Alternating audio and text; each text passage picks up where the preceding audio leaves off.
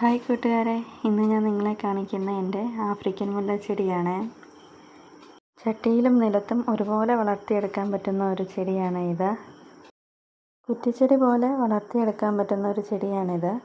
നിലത്ത് നട്ടു കൊടുക്കുമ്പോൾ കുറച്ചും കൂടെ പൊക്കം വെക്കുന്നതായിട്ട് കാണാം. പൂവിട്ട് തുടങ്ങിയാൽ നിറയെ പൂക്കളുണ്ടാകുന്ന ഒരു ചെടിയാണ് ഇത്.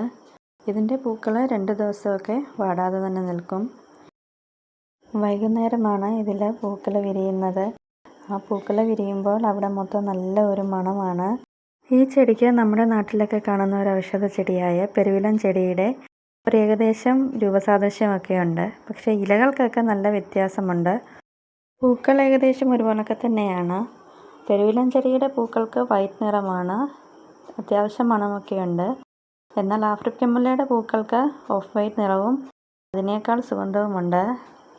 ഇതിൻ്റെ ഇലകൾക്കും മൊട്ടുകൾക്കും പൂക്കൾക്കും എല്ലാം ഒരു പ്രത്യേക ഭംഗി തന്നെയാണ്. ഈ ചെടിയുടെ കമ്പ് കുത്തിപ്പിടിപ്പിച്ച് നമുക്ക് പുതിയ ചെടി ഉണ്ടാക്കിയെടുക്കാം. അധികം കെയർ ഒന്നും വേണ്ടാത്ത ഒരു ചെടിയാണിത്. ഒരുപാട് വളപ്രയോഗത്തിൻ്റെ ഒന്നും ആവശ്യമില്ലാത്ത ഒരു ചെടിയാണ് ഇത്.